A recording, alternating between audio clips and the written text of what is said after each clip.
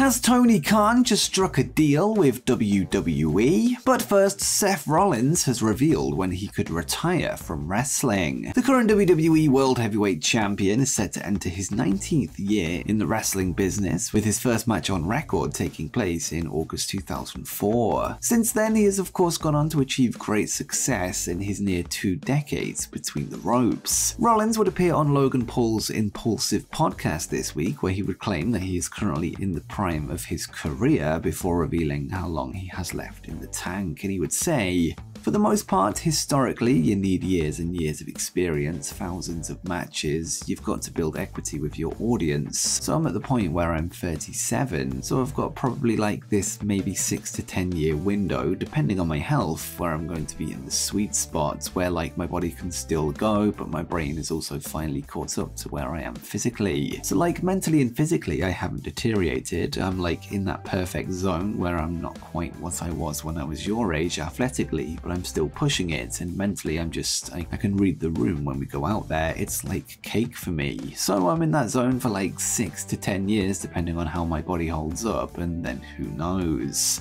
Rollins is scheduled to appear at next month's SummerSlam Premium Live event, where he defends his WWE World Heavyweight Championship against Judgment Day's Finn Balor, with Damian Priest potentially lurking in the shadows with his Money in the Bank briefcase.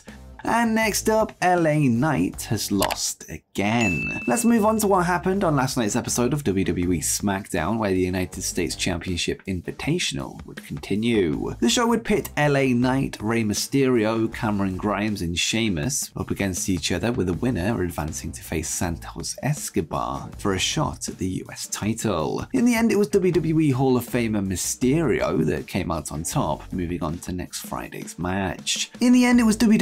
Hall of Famer Rey Mysterio that came out on top and moving on to next Friday's match, with the winner of that then facing US champion Austin Theory for the belt. This is the second major loss in recent weeks for LA Knight, who went into the recent men's Money in the Bank match as a huge favourite amongst fans, with most predicting that he would leave the show with the briefcase. The decision would once again lead to questions from the WWE fanbase on why the company are yet to fully capitalise on the groundswell of support behind LA Knight, although we have a new report that suggests patience might be necessary. According to BWE on Twitter, Knight will receive a push after this year's SummerSlam, which goes down on August 6th, although there was no mention on what the level of this push could be, whether it be in the mid-card title picture or perhaps as the next challenger for the undisputed WWE Universal Championship. But what do you think's next for LA Knight after SummerSlam? Let me know in the comments down below.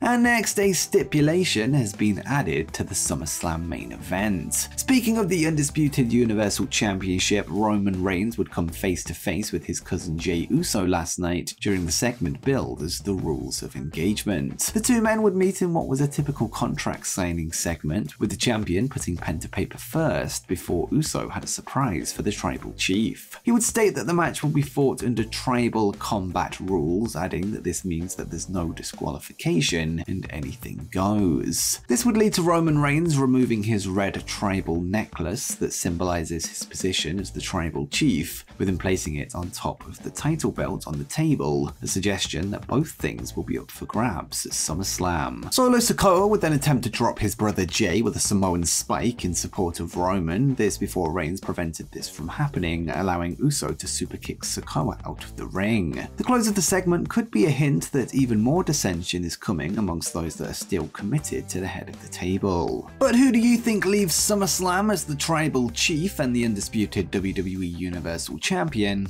Let me know in the comments down below. Next up, WWE are interested in signing this AEW star. In May 2022, former ROH World Champion Rush would make his All Elite Wrestling debut, with him reportedly signing a 1-year contract with the company. With that said, time appears to have been added on, potentially due to recent visa issues that he's been dealing with, although the clock is ticking when it comes to the end of his contract. According to this week's Wrestling Observer newsletter, Rush has been a topic of discussion within WWE as of late, and Dave Meltzer would note, Rush has been talked about a lot in WWE given his contract situation, although he is believed to have a very strong AEW offer to stay. Meltzer would then add further details to Rush's situation, noting the difference in the two offers that he has on the table, and he would write, Rush's future is in question. Both WWE and AEW have interest in him. The AEW offer is far bigger than anyone in NXT is getting. I exclude Gable Steveson because I have no idea what they would pay a gold medalist with no experience, but if it wasn't big money, he'd be doing MMA. So WWE would have to offer main roster money to be in the ballpark.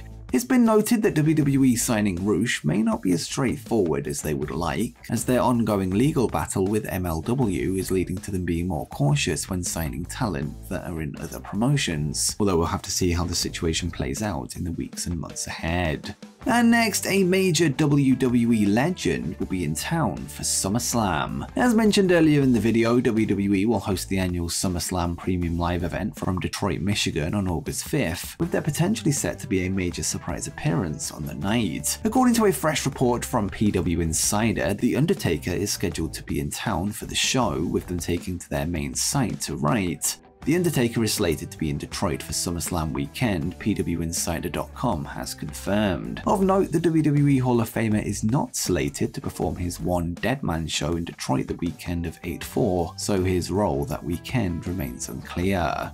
Whilst it's unknown exactly why Taker will be in town, the news opens up the possibility of a potential appearance on the show, although it could just be a case of him simply visiting friends within the company.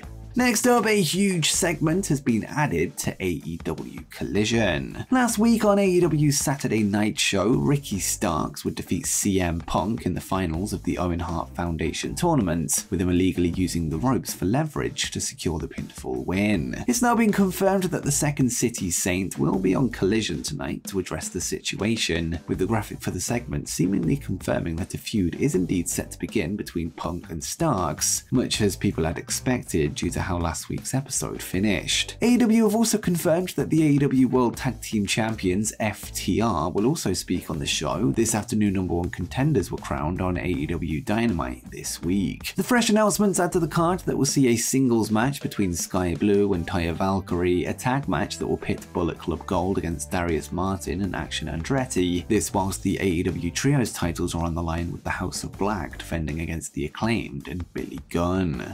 Next up, new champions have been crowned in ROH. SmackDown wasn't the only big wrestling show to be held last night, as Ring of Honor would host the Death Before Dishonor pay-per-view, the company's 5th big event of the Tony Khan era. The show would see 6 championship matches on the night, starting with an ROH television title defense from Samoa Joe, who managed to overcome a challenge from former ROH World Champion Dalton Castle. A Coquina clutch was enough to put the party Peacock to sleep, with the Samoan Submission Machine making defense number 13 of his 400+ day reign as the king of television. There would be one title change that went down in Trenton, New Jersey last night, as Aussie Open would come out on top in the 4-way tag match that saw the Lucha Bros put their ROH tag team titles on the line, with this being the first time that the Australian duo have linked up since signing under the ROH AEW banner, with Mark Davis returning from injury last night. The rest of the show would see 4 current champions retain their titles, as the Mogul Embassy would defeat Leon Ruffin, Master Wato and Raisuke Taguchi to keep hold of their ROH 6-man tag titles, with Daniel Garcia falling short in his attempt to wrestle the ROH Pure title away from Katsuyori Shibata. Claudio Castagnoli would then defeat Pac to walk away as still ROH World Champion, with the night ending with the first ever Tony Khan booked women's pay-per-view main event, when Athena made Willow Nightingale pass out with a crossface to force a referee stoppage, retaining her ROH Women's World title in the process. The match was also the first ever women's pay-per-view main event in Ring of Honor history. After the show came to a close, Athena would speak as part of the post-show media scrum, where she would reveal when she found out that she and Willow were set to headline Death Before Dishonor, and she would say,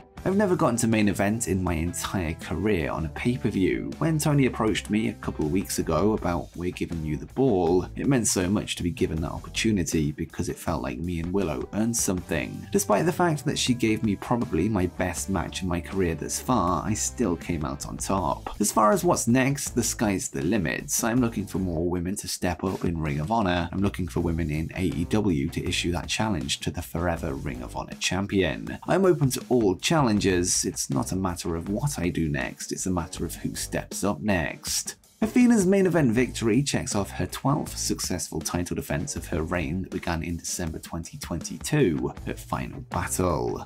And next, has Tony Khan struck a deal with WWE? On July 31st, WWE and Peacock will release their new documentary, American Nightmare: Becoming Cody Rhodes, which will tell the story of Cody's recent rise to becoming one of the company's biggest stars on the roster. The story can't be told without mentioning the All In event of 2018, ran by the Young Bucks and Cody Rhodes, with this spawning the birth of All Elite Wrestling. Speaking with Denise Salcedo of Instinct Culture this week at the documentary's premiere, Rhodes would confirm that All In will be covered, and he would say, "So now my expectations are really low, so I have, hey, these are two things I'd like to see in there. They were really small. I wanted to see if they found any footage of me wrestling when I was in high school or younger. Found it. I was adamant that All In be covered. You cannot tell the story unless you cover All In, and All In is not mine, it's someone else's. That's a troublesome but also beautiful thing in the spirit of it. So for it to be covered, I was really happy, and for WWE to allow it to be covered kind of goes along with how WWE has treated me since I've come back."